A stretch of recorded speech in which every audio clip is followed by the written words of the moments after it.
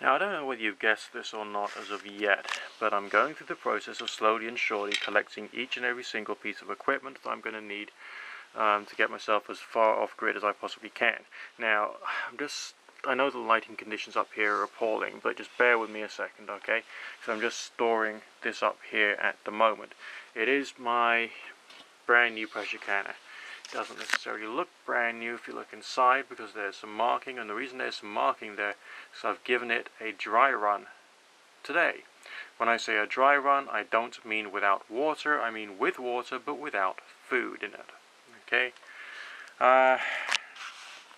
Yep, I've been scanning the instructions, I've been studying as best I can everything that's in there, as well as looking at more YouTube videos and more blogs and more forums, and I'm gonna get myself some kit to get myself some stuff to can.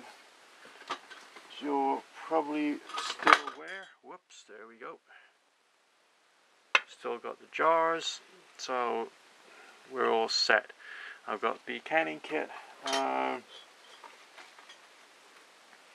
downstairs, and I can use that, so it's got the jar lifters and all the rest inside it, so that's all sorted out. The only thing I need now is a splash of white vinegar.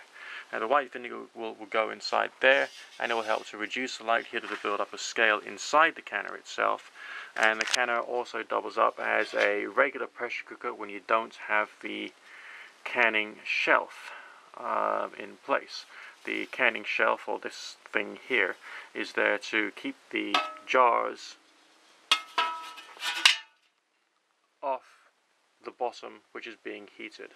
One thing I've discovered about this is that my electric hobs that I've got downstairs are not quite good enough for me to be able to use this on them, so I have to use either gas or wood gas. Wood gas won't be a problem. I've got the wood gas stoves, which I've stored in another part of the flat, so I can get them out and show you them later on.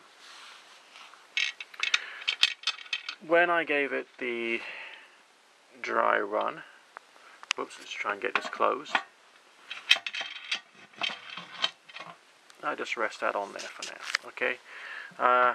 It's very different from a standard pressure cooker, because standard pressure cookers don't have these things. That's an indicator. When the pressure builds up, it goes up. Okay? So that's the indication, so there's pressure in there. And according to the instructions, they're not allowing us to just rely upon the dial to be able to tell when the pressure is at zero, because basically it still isn't. Not completely. Unlike the kind of pressure cooker that, let's say, my mother had, this is not the way you control the pressure. I mean, that's just that's kind of a valve, and it wobbles. The way you measure the pressure is purely upon the gauge there.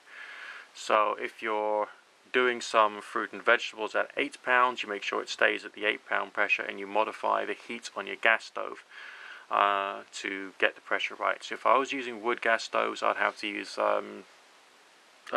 tweezers or something like that. No, not tweezers, that's the wrong word, isn't it? Tongs, to move more wood gas stoves underneath, or fewer wood gas stoves underneath. So I'd have to build myself a bigger pot stand to be able to do this outside using wood gas technology, and of course using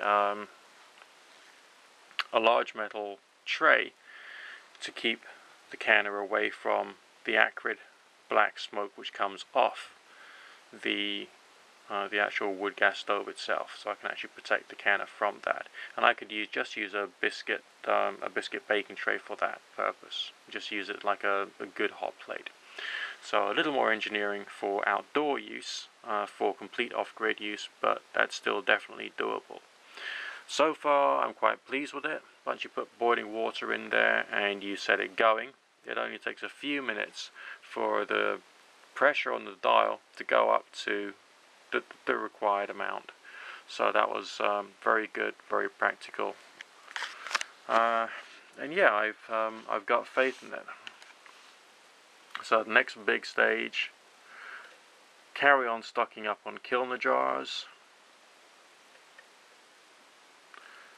and then look out for lots of special offers on meat, as well as vegetables, poultry, fish, and basically get myself canning. This canner will take 8 of these 1 pint 500 milliliter jars, half liter, or yeah, whatever you want to call them.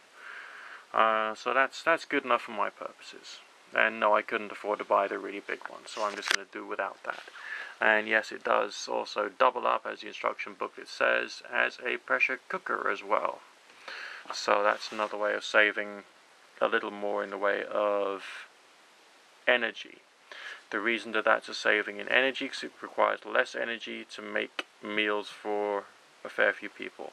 And if I was doing food for like loads of people, you can make in a volume this size enough food for 20 people.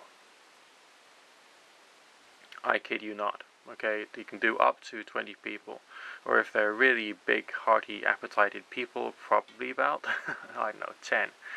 So either way, it's good, hopefully going to give me many years worth of good use. And yeah, it's part and parcel of me getting myself slowly and surely off grid. Lots of other things I want to do, including to build a separate electric circuit here, so I don't have to rely upon mains illumination. I can have a separate, let's say, a 12-volt system. I want to start getting batteries so I can get those together, and rewiring the existing solar to work on a battery recharging system via the existing blocking diodes which I've got installed just outside.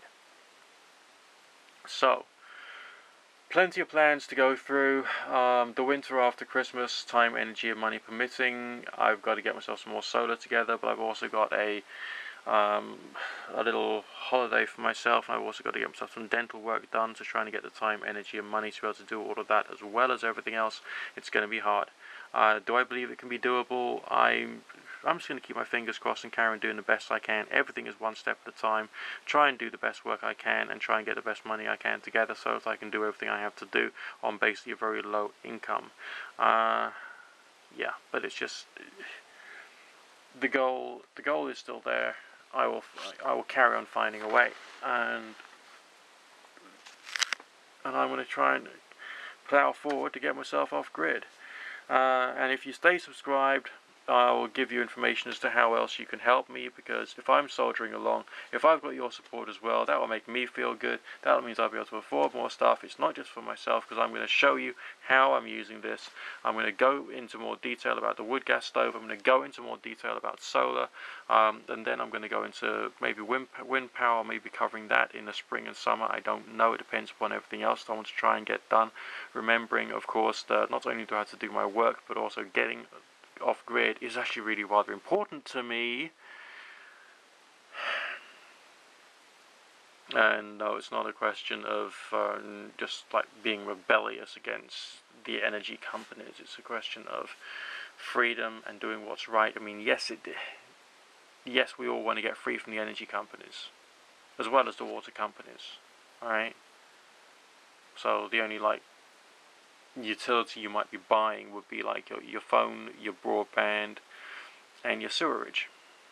That would be good, wouldn't it? And everything else is just like, you know, you do your own labor, you work on your own garden or allotment. You know, the electricity that you've got for your entertainment, that comes from the wind, from the sun, or maybe a wood gas generator you've got in your back garden if you got room. And basically, if you haven't got room for that, you know, you find any other way. You build yourself a bicycle generator as well, and you do so you'll keep fit through working out on the bicycle generator. And then after, let's say, a week, you've got enough power to entertain your guests, or you know, stay up all night, literally all night, just watching crap on television, or you know, just use it. You know, use this stuff for your benefit. And to know that once you've got all your kit together, it won't have cost you a penny for that day's worth of power, or that, you know, that week's worth of electricity or water or gas or whatever. This stuff is important. Anyway, I could rant on about this forever, but never mind.